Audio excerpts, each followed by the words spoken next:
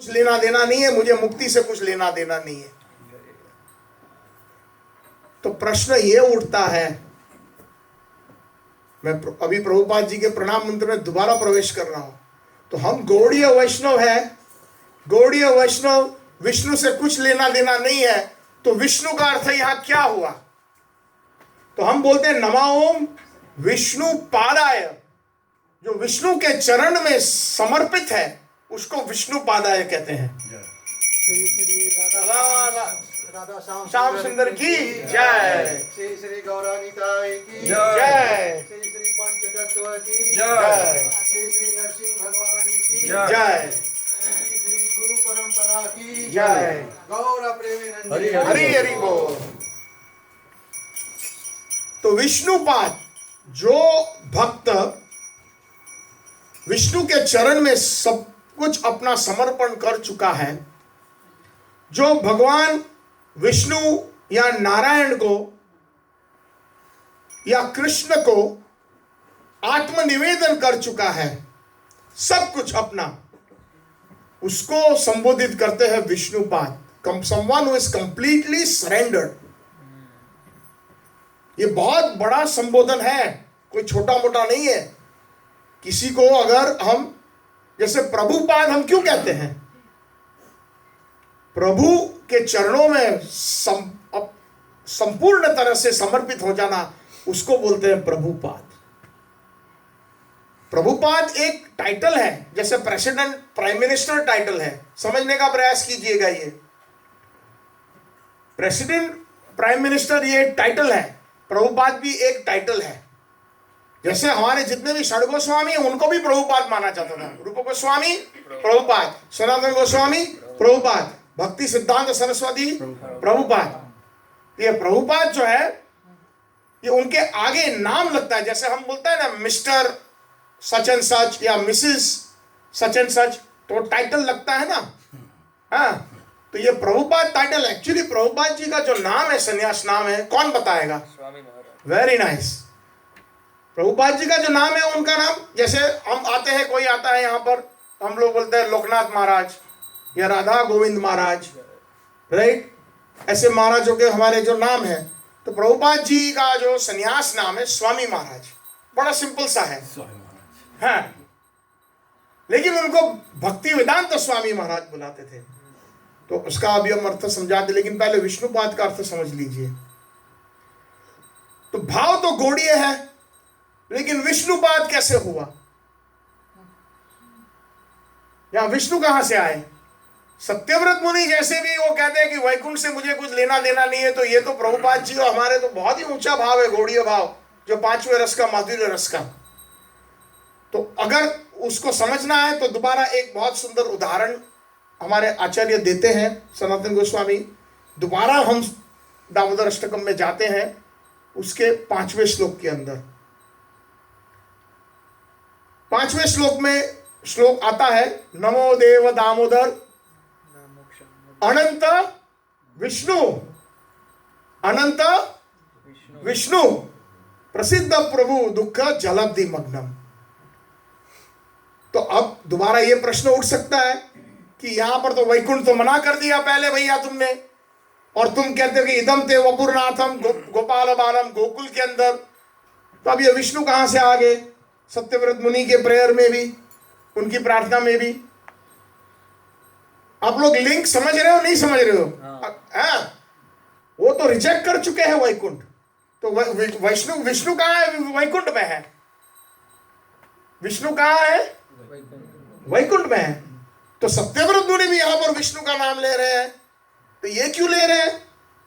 तो हमारे आचार्य समझाते हैं कि भगवान जब ये अपना गोकुल की जो लीलाएं दिखा रहे थे सत्यव्रत मुनि को, तो भगवान जो है गायब हो गए। जैसे रास लीला के अंदर गोपियों के समक्ष में भगवान गायब हो जाते हैं, उनकी उत्कंठा, उनके प्रेम को बढ़ाने के लिए। तब गोपियां क्या करती हैं जी? खोज रहे थे, लेकिन कैसे, क्या करके? मुंह पे पट्टी बांधे, कीर्तन करके। किसने कहा कीर्तन करके? किसने कहा? आपने? हरि बोल, बहुत बढ़िया। कीर्तन करके। कीर्तन सबसे श्रेष्ठ है। हम सोचते हम कीर्तन को बड़ा चीपली ले लेते हैं। हाँ, गोपियां भी कीर्तन करती है। तब कथा अमृतम तप्त जीवनम, आपकी जो कथा है वो अमृत है। तो कीर्तन करने से प्रभु आकर्षित होते हैं, कृष्ण आकर्षित होते हैं, और उनके कीर्तन, गोपी गीत कीर्तन ही है। सुनने के बाद दोबारा कृष्ण प्रकट हुए। तो सत्यव्रत मुनि को भी यही भाव आया कि मैं भी अगर कीर्तन करूंगा तो मेरे जो सामने कृष्ण जो लीला कर रहे थे गोकुल की, वो भी दोबारा प्रकट हो जाएंगे। इसीलिए वो नमो देव दामोदर, दामोदर नाम पुकारते हैं, नमो देव दामोदर अनंत विष्णु। दोबारा विष्णु। तो विष्णु क्यों? विष्णु कहां से आए? तो हमारे आचार्य ये समझाते हैं, विष्णु का एक अर्थ है, विष्णु का एक्चुअल अर्थ है संस्कृत के अंदर, हम अगर उसको अंग्रेजी में या हिंदी में उसका अनुवाद करें, विष्णु मतलब जो हर जगह मौजूद है, one who is present everywhere, उसको कहते हैं विष्णु। तो यहां पर विष्णु का अर्थ सनातन गोस्वामी समझाते हैं, नमो देव दामोदर अनंत विष्णु। अनंत मतलब अनलिमिटेड, अनगिनत विष्णु। तो व्रज के अंदर कृष्ण कभी कभी नजर आते हैं किसी भक्त को या किसी गोपी को जमुना जी के किनारे, किसी को नजर आते हैं गोवर्धन की गुफाओं में, किसी को नजर आते हैं राधा कुंड में, किसी को दर्शन होते हैं श्याम कुंड में, किसी को दर्शन होते हैं काम्यवन में, किसी को दर्शन होते हैं बरसाने में, किसी को दर्शन होते हैं ब्रह्म घाट में। तो जैसी जैसी भावना कृष्ण जी प्रकट हो जाते हैं वहां पर, और एक साथ में प्रकट होते हैं। एक सुंदर सी छोटी सी लीला है, जैसे कि एक बार कृष्ण छोटे हर घर में जाकर के मटकियां तोड़ते, माखन खाते, खूब लूटते और लुटाते, बंदरों और कौवों को भी खिलाते। तो गोपियां जो है वो परेशान होकर के यशोदा माँ के पास जाती और यशोदा मैया को बोलती कि हे यशोदा, देख तेरा लाला कितना नटखट हो गया है, हमारे घर में आ करके मटकियां फोड़ता है, और उसको भूख लगी है तो हम देने के लिए तैयार है, लेकिन देखो माँ बंदरों को और कौवों को भी खिलाते हैं, और पूरा मेरा रसोई है उसकी जो है वो हरि बोल कर देता है, इतना गंदा कर देता है सब कुछ। तो यशोदा माँ मानने के लिए तैयार नहीं है कि मतलब मैं तो नंदरानी हूं, इसके जन्म पर तो 9 लाख गैया तो दान किया था, हमारे घर में क्या माखन की कमी है, दूध की कमी है, मिठाई की कमी है कि वो तुम्हारे घर में आएगा। तो फिर एक गोपी ने ठान लिया, कृष्ण को इस बार जाने नहीं दूंगी, जब आएगा मेरे घर चोरी करेगा मैं उसको पकड़ लूंगी और उसको ऐसे ही अपने माखन लिपटे मुंह से, अपने माखन वाले हाथ से पकड़ करके नंद भवन यशोदा के सामने ले जाऊंगी। तो ऐसा हुआ, एक दिन पकड़ लिया, पकड़ने के बाद चल कान्हा। तो कान्हा ने बहुत सारे बहाने बनाए, लो मैया देखो मुझे मत ले जाओ, मैया मारेगी। बोलता कुछ नहीं, चलो, क्योंकि तेरी मैया मानती नहीं कि तू ये करता है, तो आज तो तेरी यशोदा को दिखाना ही है कि तूने चोरी की है, और तूने ये देख तेरा हाल, कपड़ों के ऊपर, सारा बदन के ऊपर माखन माखन माखन, दाढ़ी के ऊपर माखन, मुंह के ऊपर माखन लिपटा हुआ, हाथों में माखन, दोनों हाथों में पकड़ लिया उसको, और अपनी वो क्या बोलते हैं ओढ़नी होती है उसके नीचे उसको छिपा लिया, और चल, और सारे गोकुल में चल चल चल कान्हा चल। और जैसे ही नंद भवन आते हैं तो वो देख यशोदा, देख आज तेरे लाला को तो मैं पकड़ के लाई हूं, मैंने रंगे हाथ उसको चोरी करते पकड़ा है, जोर जोर से चिल्ला रही है। और यशोदा माँ अंदर से बाहर, कौन है गोपी, क्या हुआ, क्यों चिल्ला रही है? बोले देख यशोदा देख। इतने में अंदर से कृष्ण बाहर आए, उसी के घर में से एक शयन कक्ष बेडरूम से। बोलते हैं मैया कौन चिल्ला रहा है तेरा नाम, अपनी आंखें मचोड़ मचोड़ के, मेरी नींद उड़ गई। तो यहाँ पर कृष्ण उसके हाथ में खड़े हैं, यहाँ पर कृष्ण यशोदा माता के बगल में खड़े हैं। तो उसका मतलब यह हुआ, और कहीं कहीं ना कहीं किसी ना किसी भक्त की इच्छा के अनुसार वो कृष्ण खेल रहे गोपाओं के साथ।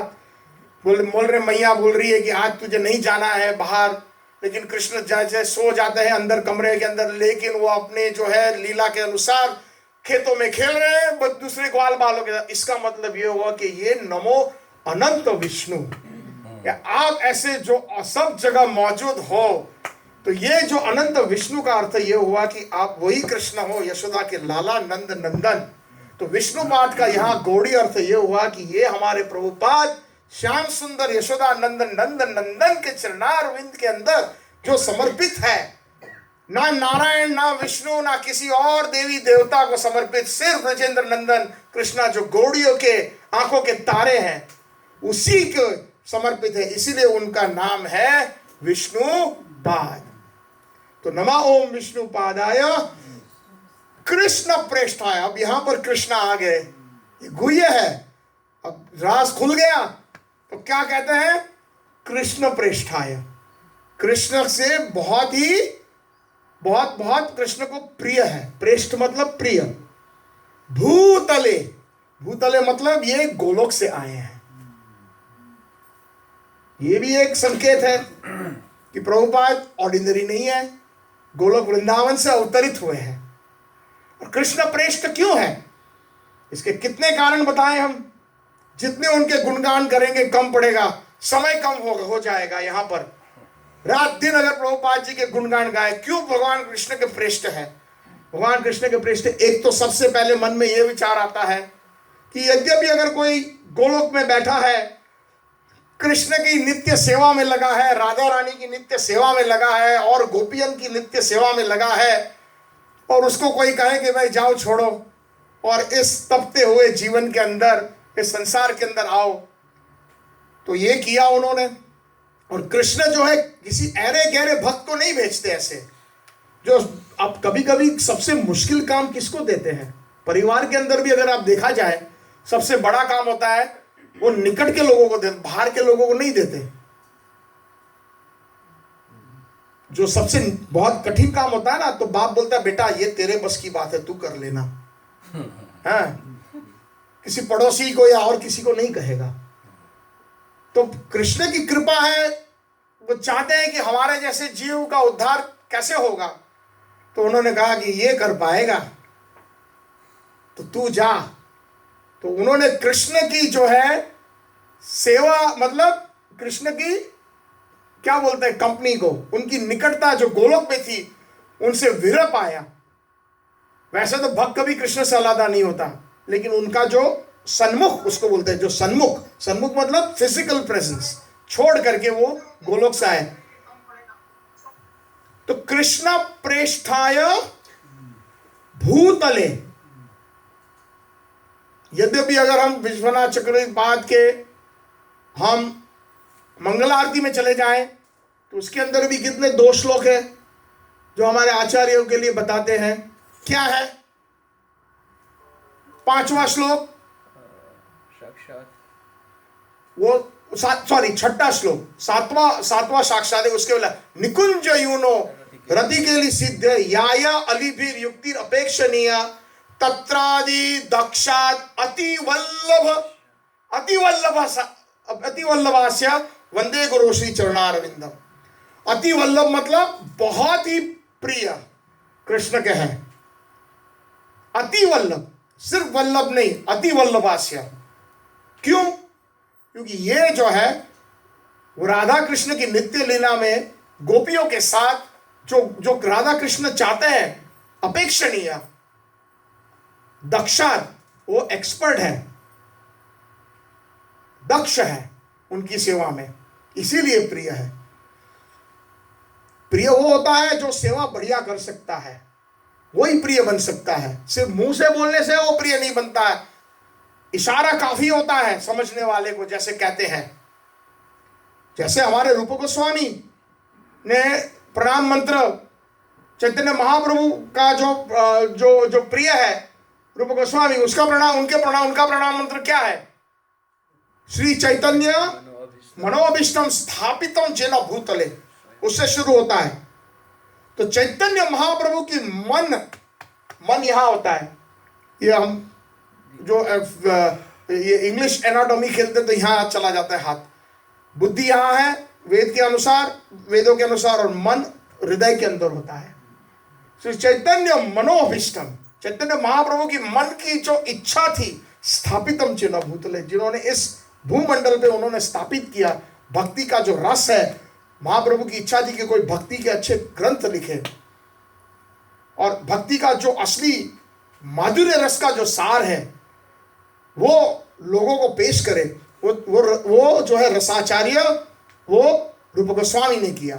तो चैतन्य मनोभीष्टम, तो सिमिलरली उसी नोट पर, इसीलिए वो प्रिय है ये आचार्य, क्योंकि वो राधा कृष्ण बिना बोले उनको जो चाहिए वो दे देते हैं, उनकी सेवा करते, वो एक्सपर्ट है।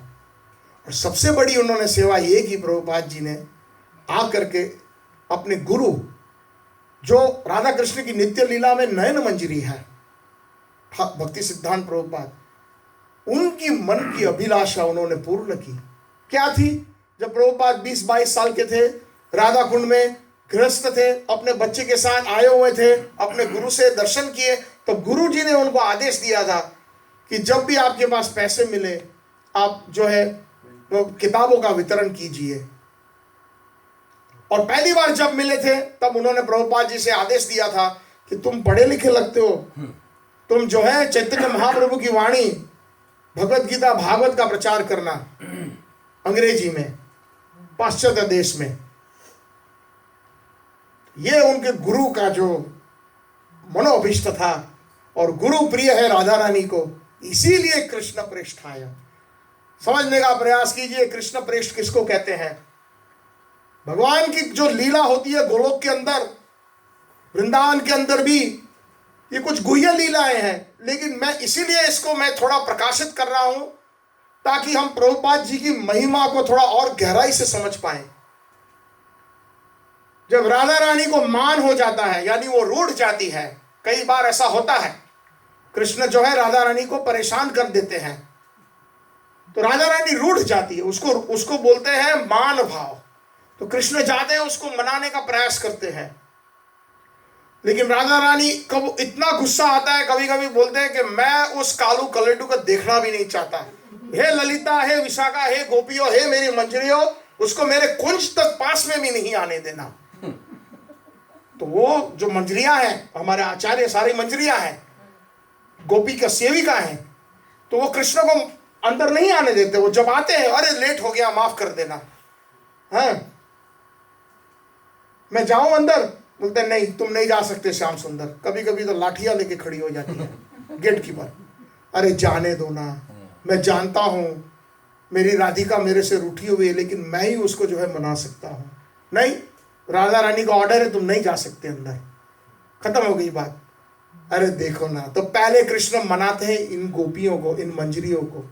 कभी कभी कृष्ण कहते हैं कि उनके पैर पड़ते हैं मनाने के, भाई मेरी राधिका के पास जाने दो, जाने दो, देखो दोबारा ऐसा नहीं हो, कान पकड़ते हैं। तो इसीलिए वो कृष्ण प्रेष्ठ है, क्योंकि हमारे आचार्य मंजरी जो फिर जाती है, राधा रानी के कान में बोलती है, देख श्याम सुंदर आया है, आंखों में आंसू है, वो गिड़गिड़ा रहा है, उसको आने दो ना। तो राधा रानी को वो लोग मनाती है कि कृष्ण को वो अपने दर्शन दे। ये बहुत गुह्य भाव में बता रहा हूं थोड़ा सा, इसीलिए कृष्ण प्रेष्ठाय। ये जितनी भी मंजरियां हैं जो हमारे आचार्य है, इंक्लूडिंग प्रभुपाद, वो कृष्ण के प्रिय है, क्योंकि वो उनकी मदद करते हैं उनकी नित्य लीला में और उनकी भौम्य लीला में। कृष्ण ये भी चाहते हैं कि क्योंकि वो सुहृद सर्वभूता नाम है, सब जीव है उनके सुहृद है, तो वो चाहते हैं कि हम लोग सब उसकी सेवा में जुड़े। तो बहुत कठिन काम है। 40 दिन का जल प्रवाह करना, वृंदावन धाम छोड़ करके। हम लोग आजकल सोचते हैं कि रिटायर होके हम जल्दी वृंदावन में हमारा वास हो, यहाँ पर सब कुछ बैंक में थोड़े पैसे डाले, उसका ब्याज आए, सूद आए, उसके ऊपर हमारा जीवन चले, काम नहीं करना पड़े, और एक बार व्रत चले जाए और व्रत कभी ना छोड़े।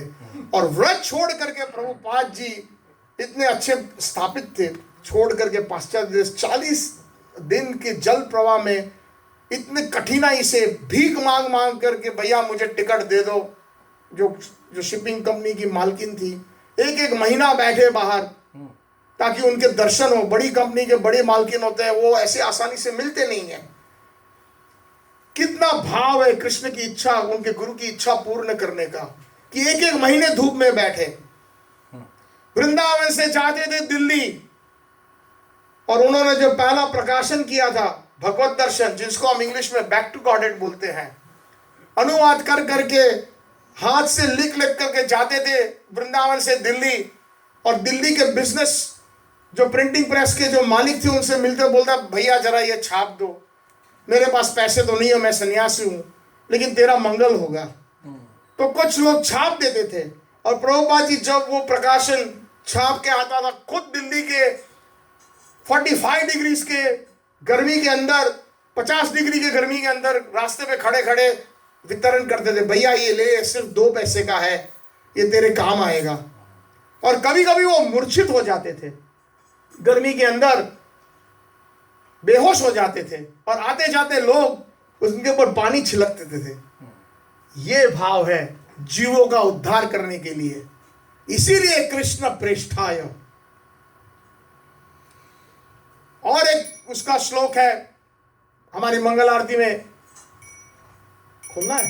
जय श्री श्री राधा श्याम सुंदर की, निताई गौर सुंदर की, श्रीला प्रभुपाद की, गौर प्रेमानंद देव। साक्षात हरित्वेना समस्त शास्त्रे उक्तास्तथा भाव यत एव सद्भि किंतु प्रभोया प्रिय प्रिय एव तस्य।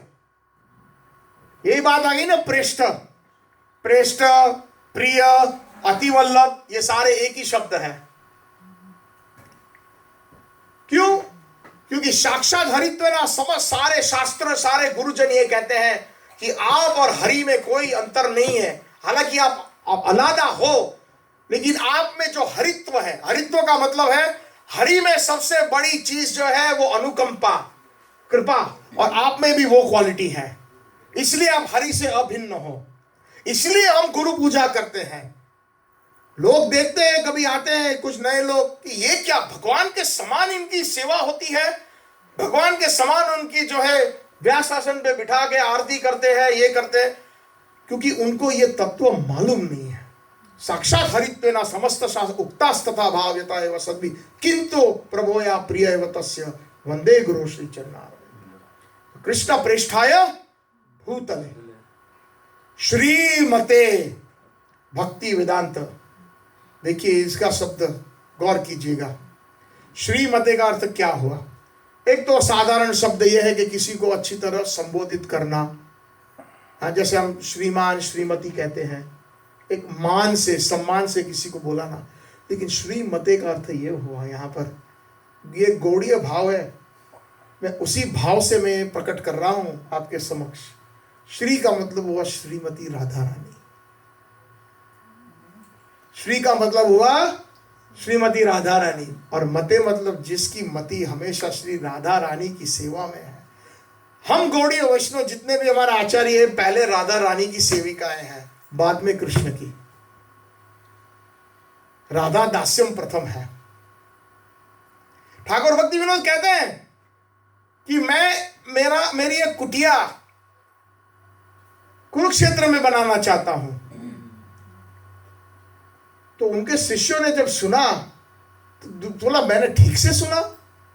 जो भी साधु होते हैं वो सोचते हैं कि वृंदावन में खास करके गौड़ीय साधु है, व्रज के अंदर कुटिया बनाते हैं। खास करके जो वरिष्ठ साधु है, राधा कुंड में कुटिया बनाना चाहते हैं, गोवर्धन में बनाना चाहते हैं। तो मैं ये क्या सुन रहा हूं, कुरुक्षेत्र में ये क्या? तो देखो कितना गुह्य भाव है। ये तो जैसे जितना विस्तार करो, ये तो बहुत मतलब उंडा समंदर है, क्या बताओ, मैं मजबूर हो जाता हूं। तो कहते हैं ठाकुर भक्ति विनोद, इसीलिए कि जब कृष्ण द्वारका से आए थे और उस दिन सूर्य ग्रहण था और वहां पर एक राम मृत के कुंड है, तो सारे भारतवर्ष से सब लोग उस कुंड के अंदर स्नान करने आते हैं वो सूर्य ग्रहण के समय में। तो वो भी आए थे, बलदेव संग, सुभद्रा संग और द्वारका वासियों के संग, और भारत और इधर व्रज से गोपियां, गोप सब लोग आए थे। यशोदा माई, नंद बाबा, राधा रानी, सारी गोपियां आई थी। और वहां पर जब कृष्ण को देखा, कम से कम 70-80 साल के बाद, कहते हैं कृष्ण ने जो 13 साल लीला की वृंदावन में, व्रज के अंदर, 18 साल वो मथुरा में, और लगभग 86 साल उन्होंने द्वारका में की। तो इतना लंबा विरह हुआ। उस समय जब राधा रानी और कृष्ण आमने सामने आए तो उनका दोनों का हृदय फट गया। राधा रानी का इतना हृदय फटा कि इतना पास में है मेरा कान्हा, लेकिन ना कदम का पेड़ है, ना जमुना है, ना वृंदावन है, और यही मेरा कान्हा है जो मुरली बजाने वाला, जो पंचम सूर कदम के पेड़ के नीचे जब वो बजाया तो मेरा दिल मोहित कर देता था, इन गोपियों का दिल मोहित कर। ये तो है वही कान्हा है, लेकिन वो नहीं है। और जब ऐसा उसका उनका हृदय फट गया तो ऐसा लग रहा था कि जैसे उसको आलिंगन करना है कान्हा को, लेकिन वो पास में भी नहीं जा पा रही थी। तो आप सोच सकते हो कि अगर आप अपने पुत्र को या आपके पति को 20 साल के बाद देखते हो किसी कारणसर, या 25 साल के बाद, और अगर कोई आप इतने पास में खड़े हैं लेकिन कोई मर्यादा की वजह से या किसी वजह से आप उसको उसके पैर भी नहीं छू सकते या उसको आलिंगन भी नहीं कर सकते, तो आपकी अवस्था क्या हो सकती है। तो राधा रानी को ऐसा लगता है जैसे अभी मुझे मृत्यु जो है मुझे फाड़ देगी। उस समय भक्तिविनोद ठाकुर कहते हैं कि मैं उसकी सखी हूं, तो मैं चाहता हूं कि मैं उसको आश्वासन दूं। समझने का प्रयास कीजिए, मैं उसको आश्वासन दूं और मैं उसको पकड़ूं और राधा रानी को खूब सांत्वना दूं। ये मेरी सेवा, क्योंकि राधा रानी को उस समय सबसे ज्यादा सांत्वना की जरूरत है। She needs the most consolation, not even the kind of consolation that she wanted in Vraj. इसीलिए मैं वहां पर मेरी कुटिया बना के मैं उस भाव में उस सेवा करना चाहता हूं। तो कृष्णा प्रेष्ठाभूत श्रीमते, श्रीमते का मतलब भक्तिविनोद ठाकुर भी यही सोच रहे हैं कि श्री राधा रानी की सेवा में कैसे करूं। ठाकुर भक्तिविनोद ने और एक भजन लिखा है, देखीते देखीते भूली वो वाह कबे, भूली वो वाह कबे निज स्थूल परिचय। उस भजन के अंदर भाव कितना सुंदर है कि यावत विवाह है। जब मैं, भक्तिविनोद ठाकुर मंजरी है, गोपी है व्रज के अंदर, तो वो सोचते हैं कि जब मेरी शादी हो तो मेरी यावत विवाह हो। यावत बरसाने के पास एक गांव है, तो वहां पर मेरा विवाह हो। क्यों? क्योंकि राधा रानी का भी विवाह वहीं हुआ था और वहां पर भी राधा रानी की भी मैं वहां सेवा करूंगा। तो श्रीमते, तो हमारे जितने भी गौड़ी आचार्य वो श्रीमती राधा रानी की प्रथम सेविकाएं हैं। श्रीमते भक्ति वेदांत स्वामी नितिनामी ने। भक्ति वेदांत का अर्थ यह हुआ, कई लोग जो है वेद जो पढ़े हैं, खास करके दो पंथ है ज्यादातर देखा जाए तो, एक तो मायावाद है और एक वैष्णव है। तो मायावाद भी वेदांत पढ़ते हैं, उनको वेदांतिस्ट कहते हैं। कई है, दयानंद सरस्वती, उनको भी वेदांतिस्ट माना जाता था, आर्य समाजी। और कई जो है वेदांतिस्ट है जो भगवान को रूप में नहीं मानते कि उनका कोई रूप है। वो सोचते हैं कि भगवान सिर्फ मैं हूं, आप हो, सारा सर्वमिदं खलौ ब्रह्मण। इसका अर्थ ये निकालते कि हम लोग सब भगवान हैं। आप जानते नहीं हो कि जब आप पक्का हो जाएंगे स्पिरिचुअल लाइफ में तो आप भी भगवान, मैं भी भगवान। कृष्ण को मार डालते हैं। महाप्रभु ने कहा कि मायावादी भाष्य सुनिले होय सर्वनाश। यद्यपि मायावादी भी गीता पढ़ते हैं, प्रवचन करते हैं गीता आदि वेदों के ऊपर, उपनिषदों के ऊपर, लेकिन अगर उसकी भाषा सुनी आपने तो आपका सर्वनाश हो जाएगा। उनकी जो व्याख्या है टोटल गलत है। और मैं कई बार मैंने ये उदाहरण दिया कि जैसे कि कोई अच्छा वो होता है आर्टिस्ट और उसने बहुत ही अच्छा चित्र पेंटिंग बनाया है, और आप उसकी गैलरी में चले जाओ और सुंदर सुंदर पेंटिंग, और आर्टिस्ट भी बैठा है कुर्सी पे, और सारे लोग पेंटिंग का जो है प्रशंसा कर रहे हैं, वाह क्या पेंटिंग है, क्या सुंदर पेंटिंग है, और उसको तो बिल्कुल देख ही नहीं रहे उसकी तरफ, उससे बातचीत तो नहीं, तब तक जैसे कि उसका अस्तित्व ही नहीं है। तो ये मायावादियों का हाल है। भगवान की शक्ति की प्रशंसा करते हैं लेकिन भगवान को उड़ा देते हैं। मायावादी की व्याख्या तो और भी है। कहने का मतलब है, तो ये वो भी वेद पढ़ते थे, उनको वेदांतिस्ट बोलते, लेकिन हमारे आचार्य वो भक्ति वेदांतिस्ट है। भक्ति को जो अनुकूल है उस हिसाब से वेदों का जो है उनकी समझ है, इसीलिए उसको भक्ति वेदांत करके संबोधित होता है। प्रभुपाद वेदों में, वेदों का जो सार है श्रीमद् भागवतम निगम कल्पतरो गलितम फलम, गलित फल है। तो भक्ति का जो सार है, भक्ति का जो क्रीम है, वेदांत, वेदों का जो अंत है वो क्या है? श्रीमद् भागवतम। तो वेदांत जो भक्ति के रूप से समझाता है, यानी कि श्रीमद् भगवत गीता और भागवत जो प्रभुपाद ने जो एक्सप्लेन किया है, try to understand, you rascal, that Krishna is a person. He is not some nonsense light or anything like that you think. बार बार प्रभुपाद, भक्ति सिद्धांत प्रभुपाद जी जब रास्ते में चलते थे तो कभी कभी मायावादी सन्यासी भी मिल जाते थे, तो वो रास्ता बदल देते थे कि अरे आगे, क्योंकि कभी कभी भक्ति सिद्धांत प्रभुपाद गला पकड़ लेते, why you think that Krishna is not a person? आप ऐसा क्यों समझते हो कि कृष्णा एक व्यक्ति नहीं है? बताओ शास्त्र का, तुम मेरे साथ संवाद करो। और वो हरा देते थे उनको, इसलिए वो जब भी देखते भक्तों जो भक्ति सिद्धांत सरस्वती ठाकुर आए, भागो, अपनी दुम दबा के भागते थे, धोती पकड़ के भागते थे कि अरे आगे आफत आ गई। प्रभुपाद जी ने उनको कविराज करके बुलाते थे गौड़िया मठ के अंदर। क्यों? उनको कवि बाबू, प्रभुपाद जी लिखते थे बहुत अच्छा। और प्रभुपाद जी ने एक सुंदर सी कविता लिखी इंग्लिश के अंदर, आपको पता है? Adore, adore ye all the happy days, sweeter than heaven, sweeter than May, when he appeared in Puri. His divine grace, my Lord and Master, His divine grace. अपने गुरु के बर्थडे के ऊपर, व्यास पूजा के ऊपर उन्होंने एक इंग्लिश में कविता लिखी। तो उसके अंदर एक बहुत सुंदर लाइन है, Absolute is sentient, thou has proved, impersonal calamity, thou has moved. कहने का मतलब एब्सोल्यूट मतलब कृष्णा भगवान, इस सेंशियंट, सेंशियंट का मतलब व्यक्ति, जिनके पास सेंसेस है उसको सेंशियंट कहते हैं, जिनके पास इंद्रियां हैं, और इंद्रियां उसी के पास है जिसके पास शरीर है। तो एब्सोल्यूट इज सेंशियंट, आपने ये प्रूव किया, साबित किया, thou has proved impersonal calamity, impersonal calamity मतलब ये मायावाद की जो मुसीबत है, thou has moved। तो नमो विष्णुपादाय कृष्ण पृष्ठाय भूतले श्रीमते भक्ति वेदांत स्वामी नित्य नमस्ते सारस्वती देवे। नमस्ते, दोबारा नमन होता है उनका सारस्वती देवे, नमस्ते। अब इसमें भी थोड़ा सा गुह्य भाव ये है, खास करके जो भक्त होते हैं जिनका सेकेंड इनिशिएशन हुआ है, उनकी गुरु की 2 गायत्रियां होती है। तो पहले नमा ओम, उसमें भी गुरु को वंदन होता है, और दूसरी गायत्री जो है वो नमस्ते। नमस्ते किसको? सारस्वते देवे। हम लोग जनरली जब बोलते हैं सरस्वती देवे बोलते हैं, भक्त लोग, ये सरस्वती नहीं है, सरस्वती देवी नहीं है जो ज्ञान की दाता है। सारस्वते ये संस्कृत है, ठीक है, गलती कर लेते हैं, लेकिन जब से हमें पता चलता है तो हमें प्रोनाउंसिएशन फिक्स कर देना चाहिए।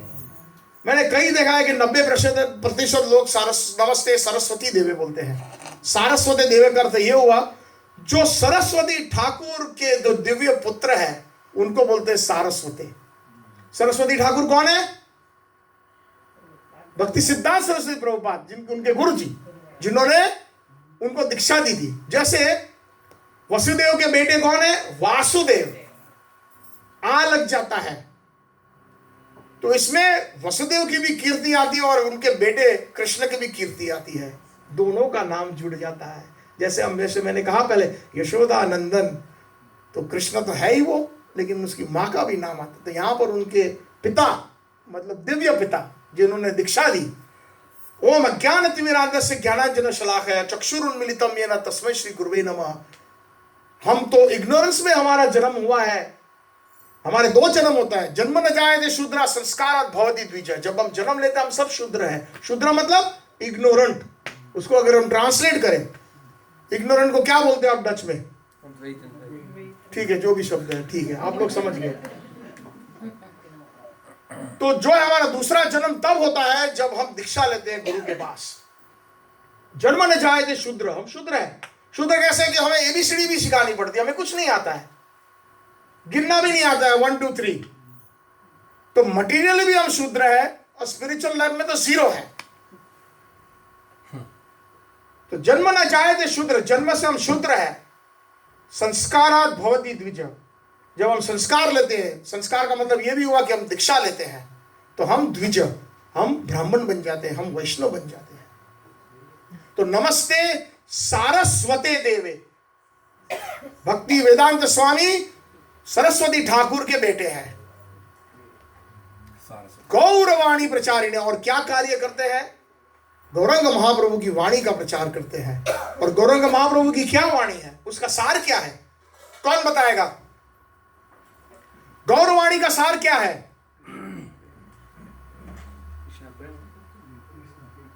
कृष्ण प्रेम, यस, हाँ ठीक है, माधुर्य रस तो है, लेकिन गौरवाणी सबसे ज्यादा। हरे कृष्णा कृष्णा कृष्णा हरे हरे, हरे राम राम राम हरे हरे। यही सार है गौरवाणी का। 26 सेकंड एवेन्यू में प्रभुपाद जी जब न्यूयॉर्क आए, बोल रहे कि मुझे पास कहीं जाने की जगह नहीं थी, यहां वहां में भटक रहा था। प्रभुपाद जी एक पेड़ के नीचे करताल लिए, हरे कृष्णा कृष्णा कृष्णा हरे हरे, हरे राम राम राम हरे हरे। गौरवाणी जिनसे सब लोग आकर्षित हो गए, क्योंकि ये हृदय को छूने वाली है। ये कोई बाहर का जो वस्त्र है, हिप्पी, काला, अमेरिकन, डच, ये गोरा, हिंदुस्तानी, सुरीनामी, कुछ नहीं। जीव को छू गया। और उन्होंने, स्वामी जी आप कहाँ से आए? आप इंडिया से आए लगते हैं। हाँ, आई एम फ्रॉम इंडिया। आप क्या करते हो? तो प्रभुपाद जी ने कहा, आप जो भूल गए हो उसको याद करवाने के लिए मैं यहाँ आया हूँ। आपका जो संबंध है कृष्ण से। छोटी सी विरीत में प्रभावित हुए ये बच्चे, हिप्पी लोग, जो पराई स्त्री का संग करते थे, मीट मच्छी दारू करने वाले, ड्रग्स करने वाले, उन्होंने धीरे धीरे सब कुछ छोड़ दिया। पूरी तनख्वाह ला के प्रभुपाद जी को दे देते थे। प्रभुपाद जी आज ये भाड़ा भरना है आपके। उन्होंने प्रभुपाद जी के लिए एक अपार्टमेंट ला के दिया, प्रभुपाद जी के लिए एक छोटा सा विंकल स्टोर ला के दिया। वहां पर प्रभुपाद जी हफ्ते में 3 बार भगवत गीता आदि का प्रवचन करते थे और कीर्तन करते थे। गौरवाणी। और गौरवाणी हरे कृष्ण महामंत्र का सार क्या है? कि हे राधे, दोबारा राधा रानी सबसे पहले, हे कृष्ण मुझे आपकी सेवा में लगाइए। मैं यहां भटकता हूं, यहां वहां इन सब कृपणों की सेवा करता हूं, लेकिन मुझे आपकी सेवा में लगाइए। ये गौरवाणी है। कृष्ण प्रेम, ये गौरवाणी है। गौरवाणी का सारी महामंत्र सबके लिए लागू पड़ता है। नया भक्त जो एक दिन भी नहीं हुआ और हरे कृष्ण महामंत्र करता है और स्वयं भगवान महामंत्र करता है। अभी आप पूछेंगे कैसे? चैतन्य महाप्रभु जो साक्षात कृष्ण है, हरे कृष्ण महामंत्र करते हैं ना। नित्यानंद प्रभु जो साक्षात बलराम है, वो भी भगवान है, हरे कृष्ण महामंत्र करते हैं ना। तो भगवान भी महामंत्र करते हैं, तो हमें क्यों नहीं करना चाहिए? चाहे हमारी कोई भी अवस्था हो, हमारी जैसे भी हम बढ़ेंगे कृष्ण भावना अमृत में, हम महामंत्र का आश्रय कभी नहीं छोड़ेंगे। यही गौरवाणी है। यही हमें कृष्ण प्रेम दिलाएगा, यही हमें माधुर्य रस में प्रवेश दिलाएगा, यही हमें राधा रानी की सेवा दिलाएगा, यही हमें कृष्ण की सेवा दिलाएगा, यही हमारे आचार्यों से जुड़ाएगा। हरा का अर्थ यह हुआ, सिर्फ राधा रानी तो टॉप मोस्ट, लेकिन हरा का मतलब भगवान की सारी अंतरंग शक्तियां। हरे कृष्ण महामंत्रों के ऊपर भी आचार्यों की कृपा से एक सेमिनार बन सकता है। हरा, तो हरा का मतलब यह हुआ, राधा रानी तो है लेकिन सारी गोपियां भी आ गई। यद्यपि अगर सारी गोपियां आ गई तो हमारा आचार्य कौन है? ये भी तो गोपियां हैं, हम उनका भी आश्रय ले रहे हैं जब हम हरा कह रहे हैं, क्योंकि डायरेक्टली तो हम राधा रानी को अप्रोच नहीं कर सकते। दास अनुदास गोपी भरतु पद कमल, उनकी कृपा ले लेते हैं। बहुत सारी चीजें हैं। ये गौरवाणी है। गौरवाणी प्रचारिणे निर्विशेष शून्यवादी पाश्चात्य देश तारिणे।